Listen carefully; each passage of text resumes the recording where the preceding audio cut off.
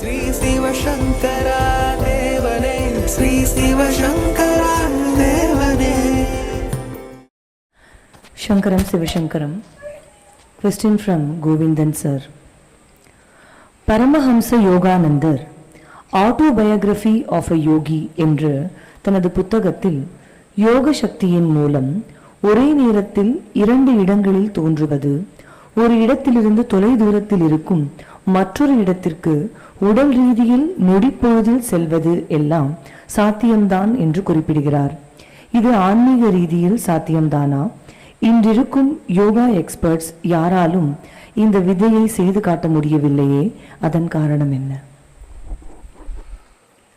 அவர் 2 பற்றி தான் பேசுகிறாரு. அது மாதிரி 8 பவர்ஸ் கூட இருக்குது. அஷ்டமா சித்திகள்னு பேர் அதுக்கு. இதெல்லாம் ஒரு காலத்தில் மக்களுக்கு தேவைப்பட்டது. பின்னால் இதெல்லாம் வேஸ்ட் ஆயிடுச்சு. ராமகிருஷ்ண பரமஹம்சர் இருந்தார். அப்போது அவரை பார்க்குறதுக்காக ஒரு ஆள் வந்து தண்ணி மேலே நடந்து வந்தான், ஒரு சித்தர். இவர் காமம் பார்த்துக்கிட்டே இருந்தார். பார்த்துட்டு அவன் வந்த உடனே சொன்னார், போட்டில் 8 நாள் கொடுத்துருந்தா வந்திருக்கலாமே, இதுக்காக நீ 5 வருஷம் பவரை வேஸ்ட் பண்ணிட்டியே அப்படின்னாரு. காஞ்சி பெரியவர் கர்னூல் பக்கம் எங்கேயோ இருந்தார். அப்போது கர்நாடகாவில் கணபதி சச்சிதானந்த சாமின்னு ஒரு ஆள் இருந்தார். அவர் இந்த மாதிரிலாம் மெட்லிஸ் பண்ணுவார். அவர் ஒரு பிள்ளையாரை கொடுத்தாரு. அதை எடுத்துன்னு வந்து பரமாச்சாரியுடைய சிஷ்யன் அவர் எனக்கு கொடுத்தாருன்னு ரொம்ப பெருமையாக சொல்கிறார். இந்த துர்சக்திகளை வசியம் பண்ணி வச்சுக்கிட்டு அது மூலமாக இதெல்லாம் வர வைக்கிறது. அதனால் யாருக்கும் ஒரு லாபமும் கிடையவே கிடையாது. இங்கே காயத்ரி சாமின்னு ஒருத்தர் இருந்தார். அவரும் இந்த மாதிரி சின்ன சின்ன வேலையெல்லாம் செய்வார். கேரளாவில் ஒரு வீட்டில் நாளைக்கு காலையில் பூஜை பண்ணிடலாம் அப்படின்னோடனே அவங்க வீட்டில் இருந்த வெள்ளி பாத்திரம் எல்லாத்தையும் அழகாக கழுவி சுத்தமாக வச்சுருந்தாங்க. யாரோ ஒரு மலையாள மந்திரவாதி கண்கட்டு வித்தை போட்டு இவங்கெல்லாம் தூங்குற போது எல்லாத்தையும் லவட்டின்னு போயிட்டான். அப்போ அந்த அதே வீட்டுக்காரங்க போய் இந்த ஆள் தான் பண்ணியிருப்பான், ராத்திரி வந்து இதெல்லாம் கழுவி வைக்க சொன்னான் அப்படின்னாங்க. அப்போ காயத்ரி சாமி சொன்னார், நான் வந்து காதி கிராமத்து பவனில் பூம்பகரில் 5 ரூபா 10 ரூபா கொடுத்து இந்த சின்ன சின்ன பொருள்களெல்லாம் வாங்கி ஒரு பையில் வச்சுக்குவேன். நான் ஒரு யட்சினியை கையில் வச்சுருக்கேன். இங்கே உட்காந்துட்டு ஒரு பிள்ளையார் பொம்மை, ஒரு கிருஷ்ணர் பொம்மைன்ன உடனே உங்கள் கண்ணுக்கு தெரியாது, அது என் கையில் கொண்டாந்து கொடுக்கும், அதை நான் கொடுப்பேன். அவன் நமக்கு ஏதோ ஆகாசிலிருந்து அள்ளி விட போகுதுன்னு சொல்லிட்டு தட்டில் ஒரு 500 ரூபா போடுவான். ஸோ ஒரு 10 ரூபா பொம்மைக்கு 500 ரூபா கொடுக்குறான். இதுதான் என்னுடைய வழிமுறை. நான் அந்த மாதிரி திருடுற ஆள் கிடையாது அப்படின்னு சொன்னார். இது மாதிரி நிறைய அக்கேஷன்ஸில் இதெல்லாம் நடந்துருக்கு. இதில் போய் மாட்டிக்கினா வம்பு வரும். ஒரு பெரிய மகான் இருந்தார் வடநாட்டில். அவர்கிட்ட ஒரு சிஷ்யன் தான். அவனுக்கு இதெல்லாம் கற்றுக் கொடுங்கன்னு கேட்டுனே இருந்தான். கணேஷ்புரி நித்யானந்த பாபான்னு பேர். இப்போ சொன்னால் இதெல்லாம் வேணாடா, உன்னை வம்பில் கொண்டு போய் விடணும். அவன் ரொம்ப கூத்தாடி கற்றுக்கினான். அதுக்கப்புறம் என்ன பண்ணுவான், இந்த மாதிரி மெட்டீரியலைஸ் பண்ணி நிறைய பணம் சேர்த்துக்கிட்டு ஒரு யானையை வாங்கி அது மேலே வச்சுக்கிட்டு எல்லாம் போக ஆரம்பித்தான். இப்போ வெள்ளைக்காரன் காலம். அவன் என்ன பண்ணான், இவனை கொண்டு போய் ஜெயிலில் போட்டான். ஜெயிலில் போட்டு டெய்லி இவனுக்கு எப்படி வரும்னா, அது இந்த பேஸ் மெட்டீரியல் இல்லையா, இரும்பு அதெல்லாம் அது மேலே ஒன்று கூடணும். அப்போ அதெல்லாம் கோல்டாக மாறிடும். ஓகேவா? அந்த மாதிரி வந்து டெய்லி ஒன்று கூத்துன்னு சொல்லியிருந்தான் வெள்ளைக்காரர்கள்ட்ட. இந்த சாமிக்கு வந்து ரொம்ப வருத்தம் போச்சு. அவங்ககிட்ட போய் நான் தான் வேணான்னு சொன்னேன்டா, ரொம்ப மாட்டிக்கிட்டேன்னு சொல்லி இந்த வெள்ளைக்காரங்கிட்ட சொன்னார், வெறும் ஒன்று கூத்துனா வராது. இவன் வந்து ஒரு நாளெல்லாம் விரதம் இருந்து ஜபம் பண்ணோம், ஒரு குறிப்பிட்ட மூலிகையை சாப்பிட்ணும், அதுக்கப்புறம் காலையில் அந்த அடக்கி வச்ச மூத்தத்தை விடணும். இதெல்லாம் வேண்டாத வேலை அவன் பண்ணி மாட்டிக்கிட்டான், அவனை விட்டுருன்னு சொல்லி அதுக்கப்புறம் அவன் எங்கேயோ ஓடியே போயிட்டான். அவன் திரும்பி வரவே இல்லை அதுக்கப்புறம். அதனால் யாரெல்லாம் இந்த மாதிரியான விஷயங்களுக்கு போனாங்களோ அவங்கெல்லாம் வம்பில் மாட்டிக்கினா தான் வரலாறு இருக்குது. இருக்கிறது உண்மைதான். நான் 1984 ஆன்மீகத்துக்கு வந்தேன். அப்போது ஜனவரி மாதம் 26ஆம் தேதி எனக்கு உத்தரவாச்சு. பௌர்ணமிக்கு 8 ரூபா, 11 பௌர்ணமி சுவாமிநாதா வெங்கடேஸ்வரான்னு எனக்கு 2 மந்திரம் கொடுத்தாங்க. 11 பௌர்ணமிக்குள்ளே 8 ரூபான்னா எங்கள் பாஷையில் அஷ்டமா சித்திகள்னு அர்த்தம், உனக்கு கிடைக்கும் அப்படின்னாங்க. ஸோ நான் ஒவ்வொரு தடவையும் இங்கேருந்து திருவண்ணாமலை போய் மலை சுற்றிட்டு வீட்டுக்கு வந்த உடனே ஒரு பவர் கிடைக்கும். இப்படி ஒவ்வொன்றா ட்ரை பண்ணி பார்த்தேன். நான் அதோடு மாட்டிக்கவே இல்லை. இந்த வம்பில் எதுக்குன்னு சொல்லிட்டு ஈவன் ஒரு கரப்பாம்பூச்சி அப்படியே காலில் பட்டு பஜ்ஜி ஆகி போயிடும். நம்ம உட்காந்து ப்ரே பண்ணுற போது அந்த பார்ட்ஸ் எல்லாம் ஒன்றாயிட்டு ஜம்முன்னு பழைய மாதிரி ஓடும். இந்த மாதிரி நடந்துருக்கு. கன்னியாகுமரியில் மாயமாக இருந்தபோது ஒரு நாய் வந்து அப்படியே பாட்டாக பிஞ்சு போச்சு ஒரு லாரி ஆக்சிடெண்ட்டில். இந்த அம்மா தன்கிட்ட இருந்த அழுக்கு துணியெல்லாம் போட்டு செதறி கிடந்த நாயை ஒரு மூட்டை மாதிரி கட்டிட்டு எதிரில் உட்காந்து அழுது அழுது அழுது ப்ரே பண்ணுது. அப்படி ப்ரே பண்ண போது அந்த நாய் ஒன்றாயிட்டு ஒன்றதை பார்த்தவங்கலாம் இருக்காங்க. அதனால் அவுட் ஆஃப் கம்பேஷன், இந்த மண்ணுயிருக்கு இறங்கும் அப்படிங்கிற ஒரு கம்பேஷனில் யாராவது பண்ணுற போது அது பலித்தமாகறதுக்கான வாய்ப்புகள் உண்டு. இது மாதிரி நிறைய இன்சிடெண்ட்ஸ் நம்முடைய சமய வரலாற்றில் இருக்குது. இதில் மாட்டிக்கிறதுல ஒன்றும் லாபம் கிடையாது, தேவையில்லாத வேலை. அண்ட் வேதாந்த தேசிகர் இருந்த காலத்தில் ஒரு பாம்பு பிடாரன்னு என்ன பண்ணுறான், ஒரு பாம்பை ஏவி விடுறான் அவர் மேலே. இவர் இப்படி நினச்சி பார்த்தா மேலேருந்து ஒரு கடன் வந்து அந்த பாம்பை தூக்கின்னு போயிடுது மேலேக்கு. அவன் வந்து இதை வச்சு தான் நான் பொழப்பு பண்ணியிருக்கேன், தயவுசெய்து என் பாம்பை திருப்பி கொடுத்துருக்கேன்னு சொன்னான். அதான் நிறைய இதை பற்றி இன்சிடென்ட் நம்ம சொல்லிக்கிட்டே போகலாம். இது தேவையில்லாத ஒரு வேலை. அதாவது ராமகிருஷ்ணர் சொன்ன மாதிரி தான், போட்டில் 5 ரூபா கொடுத்தா நடக்கிற விஷயத்துக்கு எதுக்கு அவ்வளோ ஒரு 5 வருஷம் பவர், அது அதை போய் தண்ணி மேலே நடக்கிறது யூஸ் பண்ணலாம். இதையே பண்ணவங்க இருக்காங்க, ஆனால் அது காரணம் வேறு. பத்மபாதர்னு ஒருத்தர் இருந்தார். அந்த கரையில் ஆதிசங்கரர் இருந்துக்கிட்டு கூப்பிட்றாரு.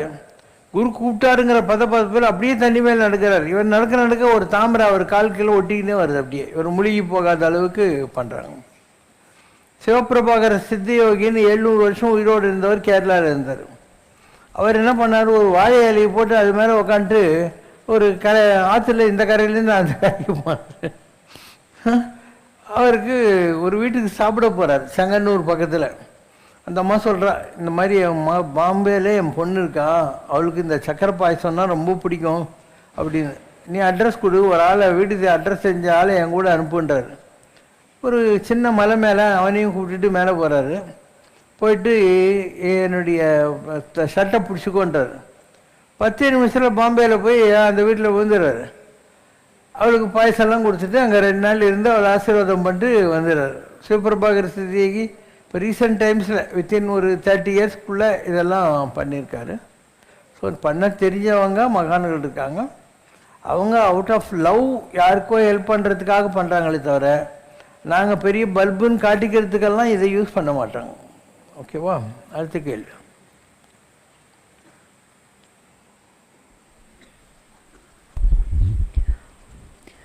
சிலப்பதிகாரத்தில் கோவலன் கொலையுண்டது ஊழ்வினை உருத்து வந்து ஊட்டியதால் தான் என்றால், பாண்டிய மன்னன் நெடுஞ்செழியனும் அவனது பட்டத்து ராணி கோப்பெருந்தேவியும் தங்களது இன்னுயிரை நீத்ததும் கூட ஊழ்வினை உருத்து வந்து ஊட்டியதால் தானா? பாண்டியன் நெடுஞ்செழியனுக்கு நீதி வழுவா மன்னன் என்ற பெயரை பெற்று தந்தது கூட அதே ஊழ்வினை தானா? ஊழ்வினை இவங்களுக்கு ஏதான் போன பிறவியில் கோவலன் அந்த பொற்கொல்லனுக்கு என்ன பண்ணானோ அது இந்த பிறவியில் பொற்கொல்லன் பண்ணிட்டான். ஓகே, அது for every action there is in equal and opposite reaction. ஆனால் அந்த காலத்தில் ராஜாக்கள் என்பவர்கள் நீதி வலுவாத நிலையில் இருந்தாங்க. என்னது மண்பதைக்கிறங்கும் தென்புலக்காவல் என்னுடன் நீங்கினும் நீங்கிக அப்படின்னு ஆரியப்பட்டிருந்தேன். நான் தப்பு பண்ணிட்டேன், அதனால் இந்த ஜனங்களை காப்பாற்றுறதுக்காக தெற்கு திசையில் இருக்கிற என்னுடைய ஆட்சி அழியட்டும் அப்படின்னு அவனே வந்து மடிந்து போனான் அப்படிங்கிற மாதிரி. ஒரு கண்ணுக்குட்டி மேலே மனுநீதி சோழனுடைய மகன் தேர் ஏற்றி கொண்டுறான் கண்ணுக்குட்டியை. அப்போ அந்த மாடு போய் தன் கண்குட்டியை காணணும் மணி அடிக்குது. அப்போ அவன் வந்து பார்க்குறான் என்னான்ட்டு. ஸோ தன் மகன் மேலே அவன் வந்து தேரை ஏற்றி அந்த மாட்டுக்கு இது கொடுத்தான். ஸோ ராஜாக்கள் அந்த காலத்தில் அவ்வளோ நேர்மையானவர்களாக இருந்தார்கள். அதனால் whenever there was an act of injustice, they rectified it. So கர்மாவும் ஒரு வகை, தன்னுடைய சுதர்மம்னு ஒன்று இருக்குது, அதை காப்பாற்றுறதுன்றது இன்னொரு வகை.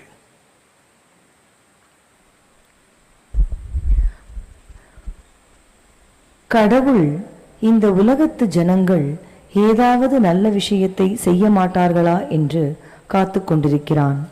ஒரு சின்ன நல்ல விஷயத்தை நீ பண்ணினாலும் ஜட்ஜ்மெண்ட்டை உனக்கு ஃபேவரபிளாக பண்ணி உன்னை உன்னுடைய கர்மாவிலிருந்து எப்படியாவது ரிலீஸ் பண்ணி விடுகிறான் என்று கூறுகிறது தங்களுடைய முந்தைய அருளுரை பதிவு 1. கர்மா உட்பட எதை வேண்டுமானாலும் மாற்றக்கூடிய வல்லமை படைத்தவன் இறைவன் என்று இதன் மூலம் எடுத்துக்கொள்ளலாமா?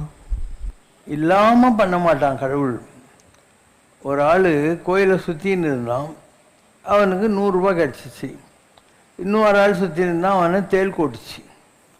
அப்போ ஒரே கோயிலை சுற்றுற 2 பேருக்கு 2 விதமான இன்சிடென்ட்ஸ் நடக்குது. அப்போ யாரோ கேட்குறாங்க, அங்கே ஒரு மகான் இருந்தார். அவர் சொல்கிறாரு, இவனுக்கு 1 கோடி ரூபா விழ வேண்டியது, இவன் நல்லவன் இல்லை, அதனால் கடவுள் 100 ரூபாவோட நிப்பாட்டிட்டாரு. அவன் பாம்பு கட்சி சாக வேண்டியவன், ஆனால் கோயிலை நம்பின்னு இருக்கான், நல்லவன், அதனால் தேள் கொட்டிச்சு அவன் அப்படின்னார். அதனால் உலகத்தில் கர்மா கூடும் குறையும், இல்லாமல் யாரும் பண்ணுறதே இல்லை. எல்லாத்துக்கும் energy being constant, for every action that is opposite equal ரியாக்ஷனுங்கிறதுனால உலகத்தில் கர்மாவை யாராக இருந்தாலும் அனுபவிச்சாகணும். இப்போ ராமர் வனவாசம் போகிறாரு, பஞ்சபாண்டவர்கள் எல்லாம் வனவாசம் போகிறாங்க. காஞ்சி பரமாச்சாரியார் அவ்வளோ கஷ்டப்பட்டுருக்காரு.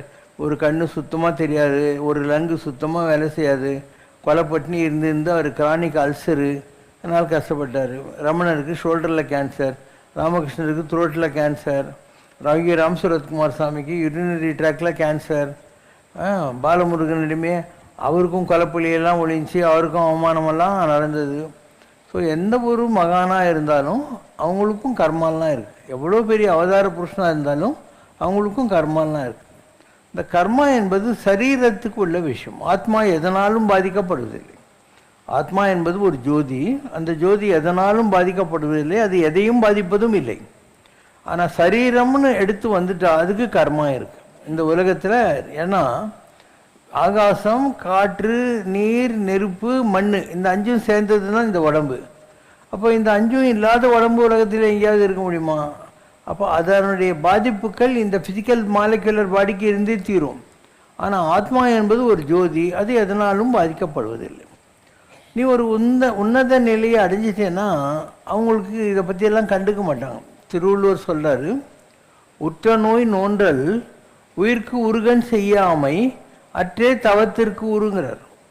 என்ன நடந்தாலையும் அதெல்லாம் அக்செப்ட் பண்ணுறது, நல்லது கெட்டது எல்லாத்தையும் அக்செப்ட் பண்ணுறது. உற்ற நோய்னா கர்மா, நோன்றல் அதை அக்செப்ட் பண்ணுறது, அதுவே ஒரு நோன்பு.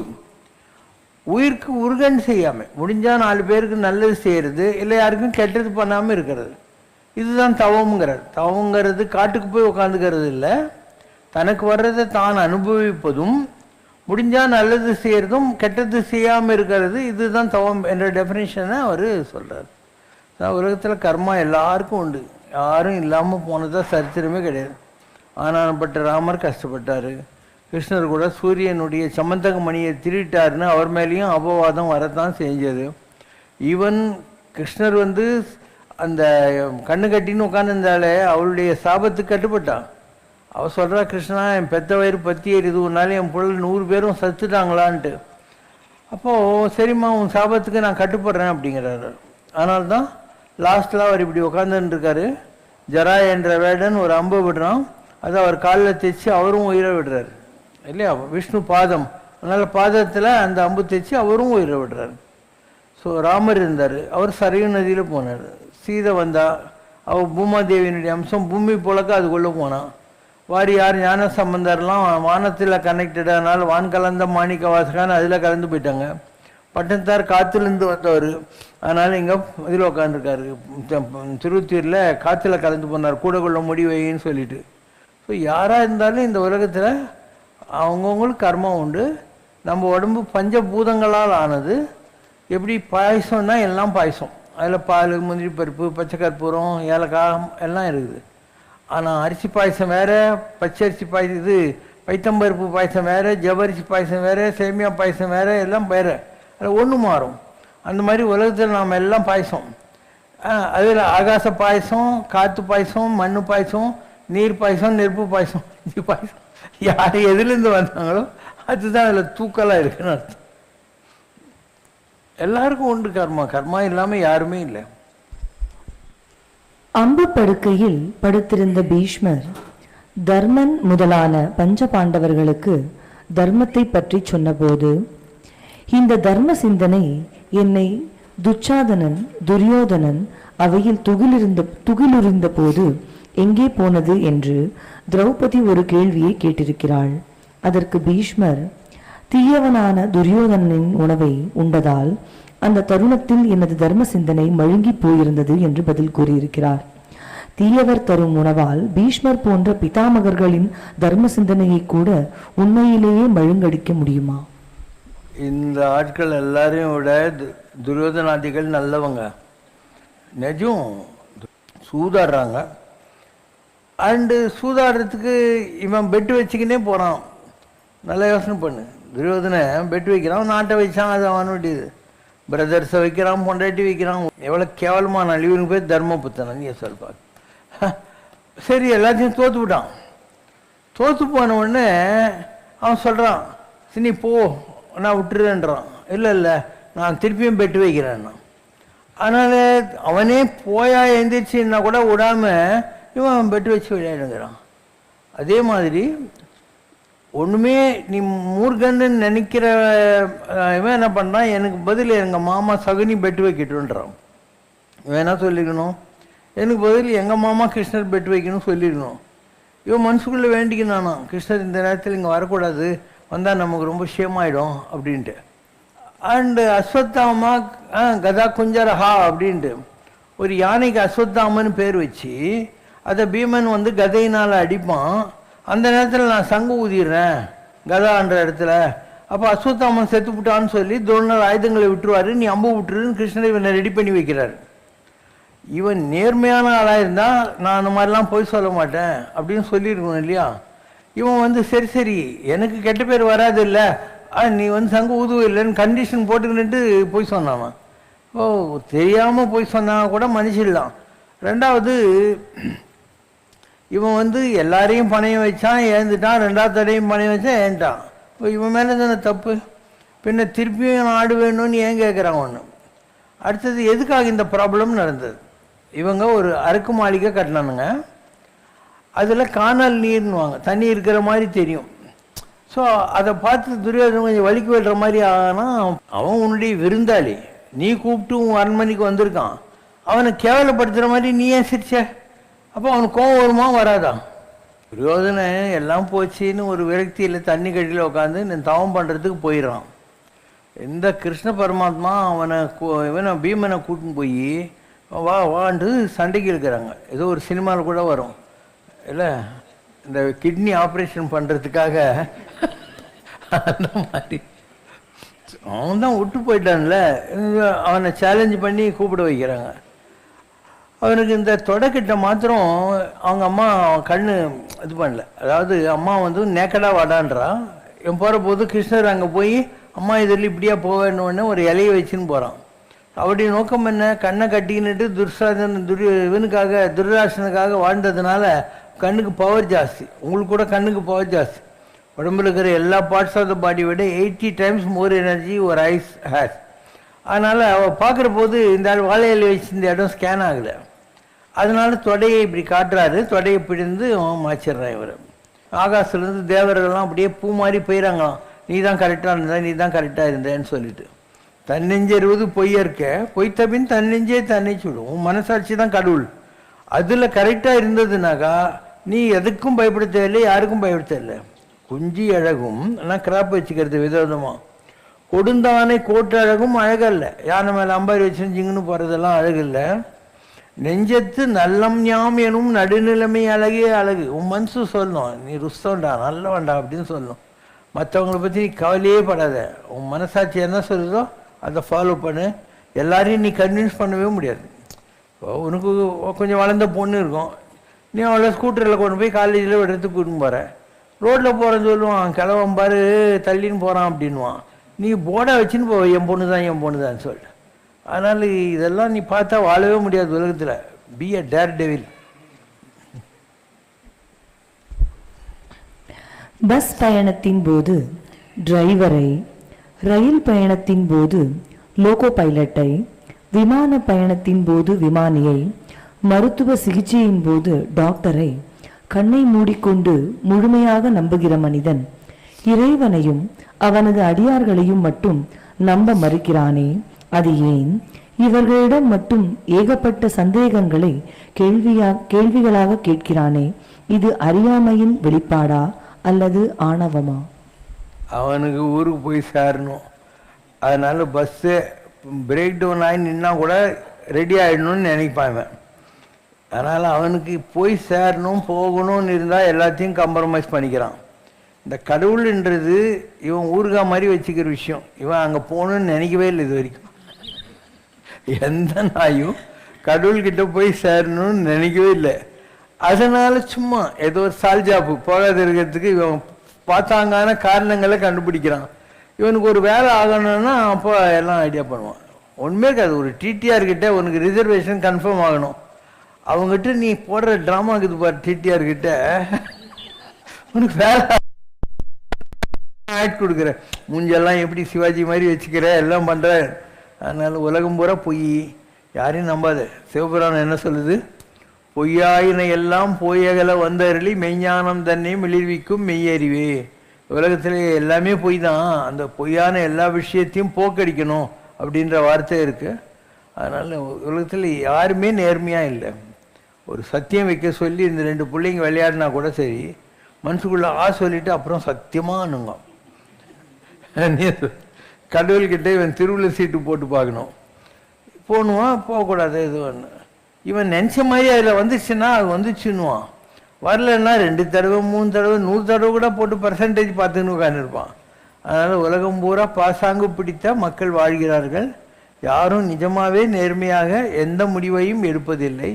இவன் நினைக்கிற மாதிரி இந்த உலகத்தை வளைக்கிற ஒரு சாகசம்தான் மனோ தத்துவம். Question from Sainathan Sivasankar. சமீபத்தில் நான் பார்த்த ஒரு ஜோக், எல்லோருக்கும் பிடித்த மாதிரி நான் இருக்கும் வரம் வேண்டும் என்று இறைவனிடம் ஒரு பக்தன் கேட்டான். அதற்கு இறைவன் சிரித்துக்கொண்டே அந்த வரம் இன்னும் எனக்கே கிடைக்கவில்லை என்றான். இது ஜோக்காக போட்டிருந்தாலும் அதில் இருக்கும் உண்மை படைத்தவனுக்கே அவனால் படைக்கப்பட்டவர்களால் ஏற்றுக்கொள்ளப்படாத நிலைமை. What is the reason and what is the purpose of this creation and this divine drama? See, we are all gods ourselves. இருக்கும் இடத்தை விட்டு இல்லாத இடம் தேடி எங்கெங்கோ அலைகின்றார் ஞான தங்கமேன்னு நாமளே கடவுள் தான். ஆனால் நாம் அந்த கடவுள் தன்மையை இழந்து விட்டோம். ஆகாசத்தை பாரு, சந்திரன் இருக்காது. சந்திரன் இல்லாமையா போச்சு, மேகம் மறைச்சிருக்கு. அந்த மாதிரி நாம் பல பிறவிகளில் சேர்த்து வச்சிருக்கக்கூடிய நம்முடைய பேட் கர்மாஸ் நம்முடைய டிவினிட்டியை மறைக்க வச்சிருக்கு. நம்ம எல்லாம் அந்த அளவுக்கு உயர்ந்த வஸ்துக்கள் என்பதை நாம் மறந்துவிட்டு, instead of behaving like gods, we are behaving like dogs. GOD இல்லையா, அதை உல்டா பண்ணு. So instead of like this, we are doing like this. சாய்புங்க தான் இப்படி படிப்பாங்க, GOD DOG. ஆனால் நம்ம எல்லாம் சாய்புங்க ஆகிட்டோம். அதனால் unless you realize your divine potential, you won't behave like God. You will be a beast. Question from Nagarkovil Priya. Is there any sign that we are getting closer to God before we get a death experience or enlightenment? No one need give you a certificate. நெஞ்சத்து நல்லம் யாம் அப்படின்னா நீ நல்லவன் உனக்கே தெரியும். யாருமே சொல்ல தேவையில்லை. இந்த உலகத்தில் யாரும் உன்னை நல்லவன் சொல்லவே தேவையில்லை. உனக்கு உன் மனசாட்சி சொல்லணும் நீ ரொம்ப நல்லவன்டான்ட்டு. அப்போ கண்காணி இல்லை என்று கள்ளம்பல புரிவார், காணுங்கால் கண்காணி என்று ஒன்று இல்லாத இடமில்லை காணுங்கிறார் திருமூலர். அப்போ நம்மளை நமக்குள்ளேயே இருந்து மனதானை மனதில் இருந்த கருத்தானை அவன் பார்த்துக்கிட்டே இருக்கான். எந்நேரம் அந்தர்யாமியாக இருந்து அவன் பார்த்து கொண்டு இருக்கிறான். உன்னை நீ ஆகாசத்தில் தேடுறையே தவிர உனக்குள்ளகிறான்னு தேடவே மாட்டேன்ற. ஒரு சத்திரத்தில் ஒரு வியாபாரி ஒரு திருடன் தங்கியிருந்தாங்க.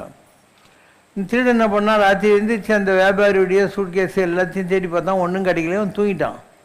மறுநாள் காலத்தில் நீ எல்லாம் என்ன பிஸ்னஸ் மேனு, உங்கள்கிட்ட ஒன்றுமே இல்லை, என்ன வியாபாரம் பண்ணுவேன்? அவன் சொன்னான், எனக்கு தெரியும் நீ திருடன்னு, அதனால் எங்கிட்ட இருக்கிறதெல்லாம் உங்கள்கிட்ட ஒழிச்சு வச்சுட்டு நான் ஜாலியாக தூங்கினேன். நான் அந்த மாதிரி கடவுள் என்ன பண்ணுறான், அவனை நம்மக்கிட்ட ஒழிச்சு வச்சுருக்கான். நம்ம எல்லா இடத்துலையும் தர்றோம், நம்மக்கிட்ட தர்றதே இல்லை.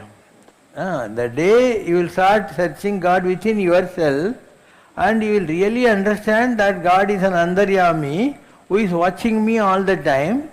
So we will not get God. கஸ்தூரிமான்னு ஒன்று இருக்குது, அதுக்கு ஒரு வாசனை இருந்துக்கிட்டே இருக்கும். கோரோஜனம்னு பேர் இருக்கு. வாழ்நாளெல்லாம் அந்த வாசனை தேடி ஓடினே இருக்குமா. சாகர போது தான் அதுக்கு தெரியும் அது மூக்கு மேலேயே இருந்துச்சுன்னு. அதனால் எந்த கடவுளை தேடி நாம் அலைந்து கொண்டிருக்கிறோமோ அது நம்மக்கிட்டே இருக்குன்னு தெரியாமல் நாம் எங்கெங்கேயோ தேடிக்கொண்டிருக்கோம். பாரதியார் பாட்டு கூட ஒன்று இருக்குது, இவன் அங்கே தேடுறான் இங்கே தேடுறான்ட்டு இருக்கா? எத்தனை கோடி இன்பம் வைத்து இல்லை, பாரதியார் என்ன சொல்கிறாருன்னா, எல்லா இடத்துலையும் கடவுள் இருக்காரு, ஆனால் அந்த அன்புருவான கடவுள் நம்மக்கிட்ட இருக்காங்கிறத மனுஷங்க புரிஞ்சிக்கவே மாட்டேங்கிறாங்க. உலகத்தில் கடவுள் இல்லாத இடம் எதுன்னு ஒரு கேள்வி கேட்டால் அதுக்கு விட அதுதான், இல்லாத இடம் எது அப்படின்னா தீர்ந்து போச்சு. எல்லா இடத்துலையும் கடவுள் தான் இருக்கான். நான், நீ, எறும்பு எல்லாமே கடவுள் தான். அப்போ எல்லா உலகும் என் வசமாயின, எல்லா உயிரும் என் உயிராயின. ஏன்னா எல்லாம் கடந்த என்னம்பலத்தீசர் எல்லாம் கடந்தும் என்னுள் இருந்தார். எல்லா இடத்துலையும் அவன் இருக்கிறது omnipotent omnipresent omniscient உண்மைதான், ஆனால் அவன் எங்கிட்டையும் இருக்கான் அப்படின்னு அர்த்தம். So once people understand that God is வாட்சிங் யூ ஃப்ரம் விதின், இல்லையா, அவனே உன்னை கண்காணித்து கொண்டிருக்கிறான், கைட் பண்ணிக்கிட்டு இருக்கான்னு உனக்கு தெரியாத வரைக்கும் நீ தப்பு பண்ணிக்கிட்டு தான் இருப்ப. என்னைக்கு அவனே உள்ளே இருக்கான், அவனுக்கு தெரியாமல் நான் ஒன்றும் பண்ண முடியாதுன்னு நிஜமாகவே நீ நம்புறியோ, அப்போ ஒவ்வொரு நாளும் நீ யோகியனாகவே இருப்ப. ஒவ்வொரு வார்த்தை பேசுகிறப்பையும் நீ நேர்மையாக நடந்துக்குவ. ஸோ வெளியே பார்க்காத உள்ள பாரு. வெள்ளத்தில் உள்ளானும் வேங்கடத்து மேயானும், பார்க்கடலில் பள்ளி கொண்டவன் திருப்பதி மலை மேலே வேங்கடத்தில் இருக்கிறவனும் உடன் கண்டாய் நன்னெஞ்சே இருக்கான், நெஞ்சமே இருக்கான். எங்கே இருக்கான்? உள்ளுவார் உள்ளத்து உடன் கண்டாய் நன்னெஞ்சு. யாரெல்லாம் நினைக்கிறாங்களோ அவங்களுக்குள்ள தான் அவன் உட்காந்துட்டு இருக்கான் அப்படின்னு. உன் விக்கிரமும் ஒன்றியாமல் என் நெஞ்சக பாச்சுவற்றின்பால் எழுதி கொண்டேன். கடவுளே, உன்னுடைய எல்லா மகிமையும் என் நெஞ்சம் கள்ளங்கப்பட்டில்லாத பால் சோறு மாதிரி இது மேலே எழுதி வச்சுன்னுக்கிறேன், உன்னுடைய மகிமைலாம் எனக்கு தெரியும் அப்படின்னு ஆழ்வார் பாடுகிறார். அதனால் the day you understand God is an indwelling spirit, you will understand God. ராமணர் இருந்தார், அவர்கிட்ட பால் பிரண்டன் போகிறான். காஞ்சி பரமாச்சாரியர் இருந்தார், அவர்கிட்ட பால் பிரண்டன் போகிறான். போயிட்டு அவன் கேட்குற போது சொல்கிறான், உலகம் இவ்வளோ மோசமாகுது, அதுக்குது இதுக்குது, இதுக்கெல்லாம் எப்போ முடிவு வரும்னு கேட்குறான். அப்போ ரெண்டு பேருமே ஒரே விடிய சொல்கிறாங்க, God is watching you from within. When your divine spirit will be sparked, you will get the answers for all this. You need not look for guidance outside, you will get guidance from inside அப்படிங்கிற வார்த்தையை ரெண்டு பேரும் சொல்கிறாங்க. அதனால் நம்ம பார்க்கலை, நம்ம கடவுளை எப்போ பார்க்க ஆரம்பிக்கிறோமோ அப்போ எல்லா கைடன்ஸும் கிடைக்கும். ஆனால் உள்ளேருந்து வர்ற கைடன்ஸை நீ 100க்கு 100 நம்பணும். அதுக்கப்புறம் அதில் குதர்க்க புத்தியெல்லாம் காட்டி பர்சன்டேஜ் எல்லாம் பார்க்கக்கூடாது. வந்து ஒன்று செய்யணும், ஒரு 5 நிமிஷம் கண்ண மூணு உட்காரு, பண்ணலாமோ பண்ணக்கூடாது, வேணான்னா பண்ணாத, பண்ணுன்னா பண்ணு. அதில் நீ சாய்ஸ் எல்லாம் பார்த்துன்னு உட்காந்துக்கூடாது. கடவுளை உனக்கு ஏற்ற மாதிரி வளைக்க முயற்சி செய்யாதே. அவன் நிற்பதுவே நடப்பதுவே அந்த சாங். அவன் நிற்பதுவே நடப்பதுவே பரப்பதுவே, நிற்பதுவே நடப்பதுவே பரப்பதுவே, நீங்கள் எல்லாம் சொப்பனந்தானோ பல தோற்ற மயக்கங்களோ, கற்பதுவே கேட்பதுவே கருதுவதே, நீங்கள் எல்லாம் அற்பமாயிகளோ உன்னுள் ஆழ்ந்த பொருள் இல்லையோ. வானகமே இளவையிலே மரச்சிறிவே, நீங்கள் எல்லாம் காணலி மீறு சொல்லி வந்து லாஸ்ட்ல நம்ம மனைவி மக அதெல்லாம் கூட தான் கடவுள் அப்படின்ற வார்த்தையை சொல்லுவோம். காண்பதெல்லாம் மறையும் என்றால் மறைந்ததெல்லாம் காண்பவன்றோ, நானும் ஓர் கனவோ இந்த ஞாலமும் பொய்தானோ. மனைவி மகன் வரலையே. ஸோ எல்லாமே உண்மைதான். இந்த உலகத்தில் நாம் மாயேன்னு நினைக்கிறது பொய் அப்படின்னும். மாயேன்னு நினைக்கிறது தான் மாயை, இல்லைன்னா எல்லாமே உலகத்தில் இருக்குது. நான் தான் சொல்கிறேன்னே, சாகத்துக்கு உத்தராயண புண்ணிய காலம் வரணும்னு பீஷ்மர் படிச்சுன்னுக்கிறாரு, அம்பு படிக்கலை. கிருஷ்ணர் சொல்கிறாரு, வாங்கப்பா உங்கள் தாத்தா மூச்சு விட போகிறாரு, அதுக்குள்ளே அவர்கிட்ட நல்ல அட்வைஸ் வாங்கிக்கோங்கன்னு. இவங்களை பார்த்த உடனே பீஷ்மர் தேம்பி தேம்பி அழுகுறாரு.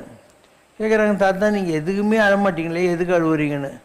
இல்லைடா, இது இருக்கானே இந்த கிருஷ்ணன், இவன் சாட்சாத் பகவான், இவன் உங்கள் கூட நின்று ஒவ்வொரு தடவையும் உங்களுக்கு ஐடியாலாம் கொடுத்து உங்களை கட்டி காப்பாற்றி முன்னால் கொண்டு போன போதே நீங்கள் இவ்வளோ கஷ்டப்பட்டீங்களே, இவன் மாத்திரம் உங்கள் கூட இல்லாமல் இருந்தால் நீங்கள் எவ்வளோ கஷ்டப்பட்டுப்பீங்கன்னு நினச்சி பார்த்தா எனக்கு அல்கல்லியாக வருதுன்னாரான். அந்த மாதிரி இந்த உலகத்தில் கடவுள் நம்மளை கைட் பண்ணாமல் இருந்திருந்தால், கடவுள் நம்மளை ப்ரெடிக்ட் பண்ணாமல் இருந்திருந்தால், நம்ம இன்றைக்கி இருக்கிறத விட 100 மடங்கு இன்னும் கஷ்டத்தில் தான் இருப்போம். இப்போ காட் நம்மளுக்கு ஹெல்ப் பண்ணிகிட்டு இருக்காங்கிறதே நமக்கு தெரியல. இதுதான் ப்ராப்ளம். நம்ம ஒரு ஊதுவத்தி கொளுத்தி வச்சு ஒன்றரை கற்பூரம் காட்டி ஒரு 5 ரூபாய்க்கு அர்ச்சனை கொடுத்துட்டு உடனே கடவுள் அப்படியே எல்லா கஷ்டத்தையும் இல்லாமல் பண்ணிடணும்னு நம்ம நினைக்கிறோம் இல்லையா? அதுதான் நம்முடைய அஜ்ஞானத்தினால். கடவுள் இதில் தான் தலையிடுறதில்லை. கடவுள் வேடிக்கை பார்க்கிறான். நீ உருப்படுறியா அப்படின்னாக்கா உனக்கு ஹெல்ப் பண்ணுறான். அதாவது உனக்கு நான் சொன்ன மாதிரி தான், தேல் கட்சி தேல் கொட்டும் பாம்பு கடிக்கிறதுக்கு பதில். நீ நல்லவனாக இருந்தானாக்கா உனக்கு 10,000 ரூபாய் கிடைக்கும், இல்லைன்னா 10 ரூபாய் தான் கிடைக்கும். அவனுடைய விதியை அவன் அனுபவிப்பான். கடவுள் கூட்ட செய்வார். ஒருத்தன் ஜெயிலுக்கு போட்டான். ஜெயிலில் நீ நன்னடத்தையோடு இருந்தான்னா கடவுள் அவங்க என்ன பண்ணுவாங்க, கவர்மெண்ட்டில் ஒரு 10 வருஷம் போனவனே ஒரு 5 வருஷம் தண்டனை கம்மி பண்ணுவாங்க. ரிவிஷன் பேர் அது. அதுக்கப்புறம் இந்த காந்தி அண்ணாதுரை செத்த நாள் பழிச்ச நாள் இதுக்கெல்லாம் கொஞ்சம் தள்ளுபடி பண்ணி ஒரு 10 வருஷத்துக்கு போனால் 3 வருஷம் வந்து தொலைஞ்சிருவான் இல்லையா? அந்த ரிவிஷன் இருக்குது. கடவுளுடைய கோர்ட்டில் ரிவிஷன் இருக்குது. ஆனால் நம்முடைய நன்னடத்தை தான் அதுக்கு ஜாமீன். பாடலாமா?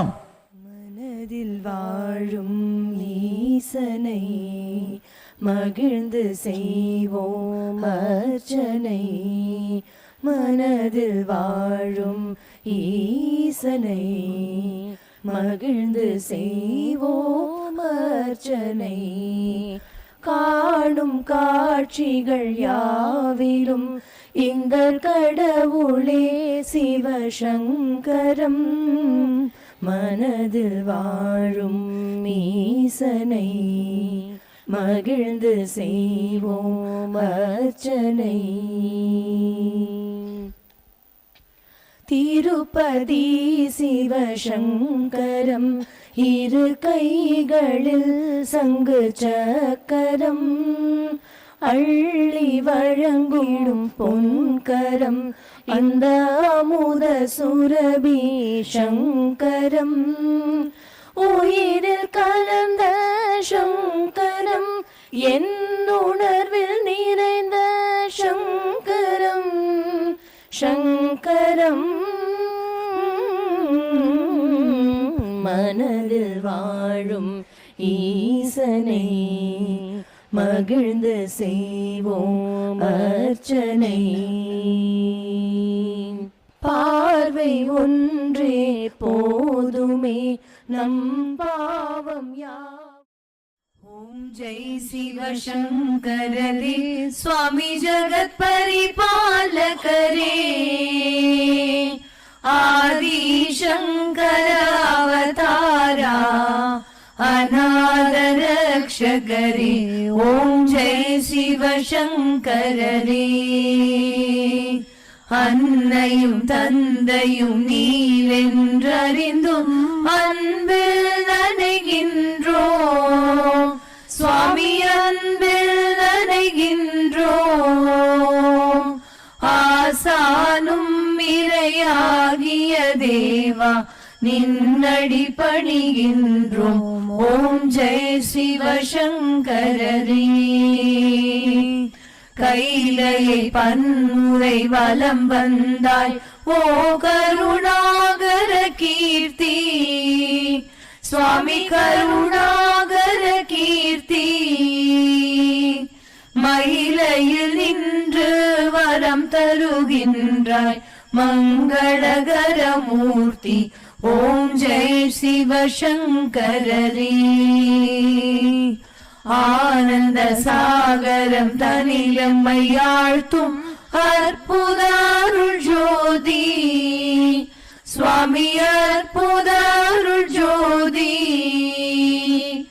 ஆரத்தி செய்து பாடி மகிழ்ந்தோம் அருள்வாய் பரஞ்சோதி. ஓம் ஜெய் சிவசங்கரே.